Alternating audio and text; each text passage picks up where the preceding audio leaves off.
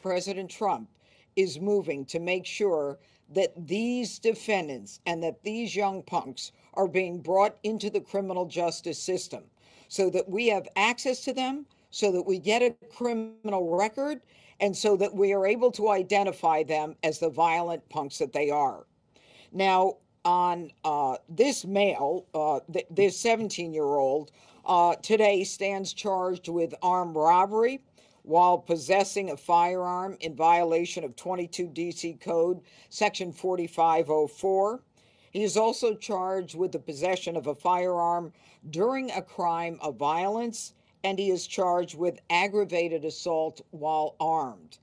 This case is going to be prosecuted in the DC Superior Court, where there is a mandatory minimum for these charges of 5 years. And as we speak now, the defendant is being presented in the Superior Court. Now, this is a very sad commentary on what's gone on. As a result of the surge, we have seen a reduction in violent crime, but we are continuing to see innocent Washingtonians in a situation where they're being approached by young kids with illegal guns who have no concerns about their accountability. And it is a reminder of why the president has decided to put additional resources into making DC safe for the people who live, work, and visit here. Now, these out of control juveniles who think nothing of illegally possessing a weapon and holding up individuals are now going to find that they will be made accountable, that there will be consequences, and there will be no more coddling of young criminals. This is why we fight, this is why we prosecute, and this is why the president is making safety a priority in the district. Now, I'm going to call upon the ADIC in charge, the Assistant Director in charge of the FBI, Darren Cox. He is in charge of the FBI field office. Hi, good afternoon. I'm Darren Cox. I'm the Assistant Director in charge of the Washington field office. First off, I'd like to thank you and your office for being so aggressive on charging violent criminals here in DC and making the streets safe. Also, to our partners, thank you for the partnership, our federal partners and the Metropolitan Police Department for being aggressive in apprehending the subject. FBI agents, along with federal partners and MPD, aggressively apprehended the subject, took him into custody, and also participated in a number of interviews. Okay, thank you. And I'd also like to call upon Dave Hoagland, who is the president of IFF Local 36, who represents all the firefighters, both active and retired in DC. Go ahead, Dave.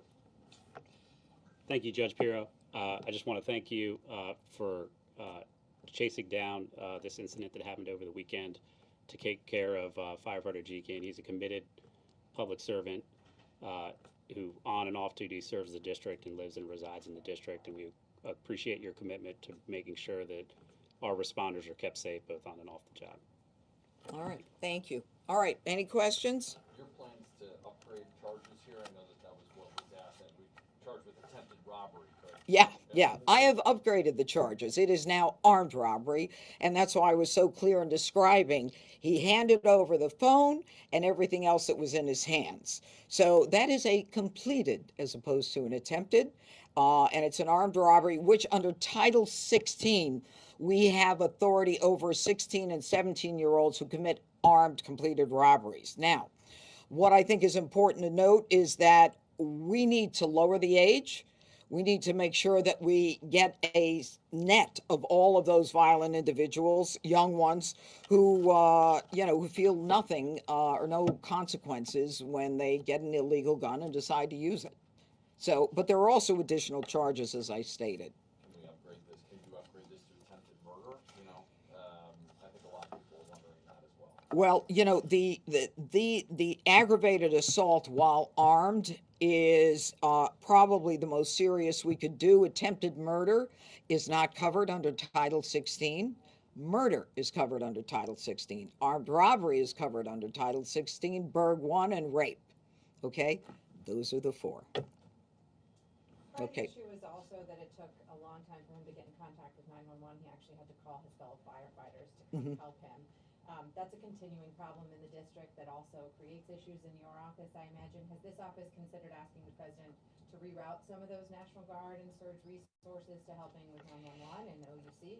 Well, what I have done is I've spoken with Mayor Bowser, and we are analyzing this situation and the call, what time it came in, how long it took to get the response out, and we're very coordinated. And if we think that there is additional help that's needed, we will certainly ask for it. But right now, we're working with the mayor, and she's been very responsive. And it looks right now like it was pretty good. What you've got is the victim who clearly made a phone call, then asked the neighbor to make a phone call. In the meantime, there was help coming out. So we're on it, but right now we're not ready to say anything beyond that. Do you think you can get 5 years, or would this person be released from juvenile when they turn 21? You are so smart. It's called the Youth Rehabilitation Act, also known as the YRA, which means that if you're under the age of 25 and you go to district court and there's a mandatory minimum of 5 years and you shoot someone with a gun, as someone did not that long ago on a bus, and you shoot him in the chest, which is very much like this. The judge decided, I'm going to give you YRA and I'm not going to give you the mandatory minimum. And that's why we have to change the law. That's why it has to be changed. Right now, the judge has that power. And we don't want that to be the case in DC. We want them to be accountable. You shoot somebody, all right, you are in the midst of an armed robbery, a violent crime with an illegal gun. This guy's got a bullet in his chest. I don't think a judge should be able to say, I'm going to ignore the mandatory minimum. Separately, on another case, this Miss Ferrer, who the State Department official who embezzled over $650,000 recently, 12 months. I think the prosecution was looking for 18 months. Are you satisfied with that conviction and with that sentence? Well, look, in a case like this, I only get involved with criticizing judges when I am exercised about the case. The judge issued a 12-month sentence and a 3-year supervised release, and the victim, the defendant in this case, has to pay $657,000 back. Now, what I love about this case, and you can do with the information whatever you want, is we have this person who admitted that she abused her signature authority over the State Department checking account by writing 60 checks over a 2-year period payable to herself. But then what she did is she went into QuickBooks real fast and changed the name of the payee. So when they looked at the QuickBooks, it looked perfectly fine. So the judge, realizing that she has a problem, which to me is not an excuse, okay, she's got a problem going to the casinos. So the judge says to her, I'm going to set a release condition. And the release condition is you do not go to the casinos, i.e., you're a gambler, okay? The same day she pled guilty, guess where she goes? She goes to the MGM National Harbor Casino. So I'm not real sure that this woman is going to follow the judge's instructions. So who knows when she might be called back for a resentence or a violation of probation. So hope springs eternal. Get it? Thank you. Thank you. Thank you all for being here. Anything? Mr. Hoagland, please, Oh, Hoagland. Go. How he's doing tonight and how he's recovering and how relieved you are that he was able to get help from his fellow firefighters.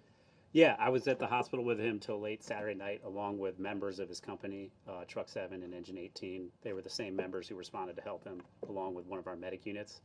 So I think he's home recovering with his family. Everybody's very happy that he's safe and he's well.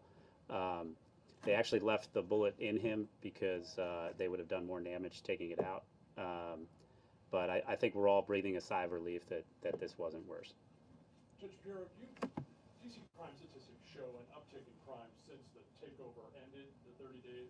How confident are you that DC police have this? Do we know that? Do we know that? Heard it here first. Okay.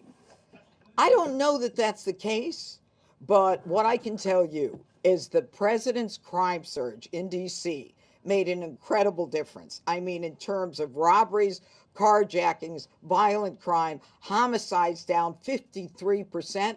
I think it's the best thing that's happened to this district. What does it tell you?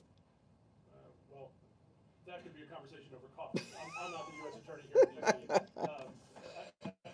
My Look, question is there an effect now that the surge is over?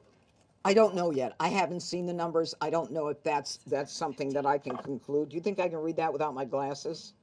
While you read them, can I ask the FBI one? Oh, wait a minute. It went down this week. Where'd you get your numbers? Stop it. That's from the 15th. This is, From the 15th. and today We is, have the 22nd. We haven't gotten anything more. recent yeah, than that. last week it continued to go down. All right. Can I just ask how you happened to be there Saturday night? Was this part of the extended cooperation, or were you there for a specific operation? Sure, this is part of the surge on DC, and we have agents that are out every night working with federal and MPD partners, and we happened to be there, and we responded aggressively, just like Director Patel has said. The FBI is working to crush violent crime, and we are crushing violent crime, and we have agents out on the street every night working to do that with our partners. There are some reports that those agents out on the street at night are detracting from some of their previous work on both national security and white-collar criminal investigations. Any response to that? I don't want to respond to that. Thank you. Was there anything else we could say about the 17-year-old criminal background? Anything that you know? It would be, I can't. I'm not allowed. So why are you asking? You know I can't. You were just hoping that I would. Have you discussed your appeals with Mayor Bowser? Or do you know her opinion on the appeals you want to make to the Youth Rehabilitation Act? Yes, and we have had great discussions with the mayor about the changes that we all need to make DC safe again. And and we continue to work with the mayor's office and with Leslie Apia and her council. Look, we all want to make DC safe, and I think the more we work together, the more we could do it. That's why the president, that's why the Attorney General Bondi, that's why everyone is involved in this. And there is this continuing cooperative engagement by the feds in the district, which I think is important. Judge, your office continues to lose prosecutors, and that's in addition to the 90 or so that you were down from the beginning, including from high-profile cases like the Jewish Capitol Museum shooting. Yeah. I know you brought in resources, but your office is still continuing to bleed prosecutors. So what are you doing about that, and what effect is it having on not just high-profile cases, but everyday cases?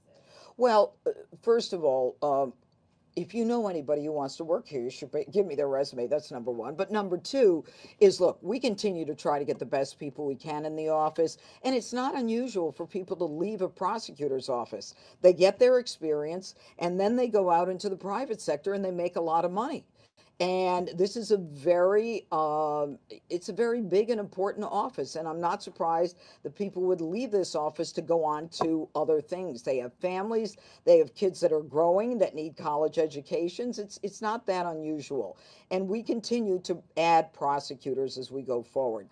I don't see that as anything other than the normal course of events. It's not an easy market in the private sector, especially in law firms right now. Well, with good people it is.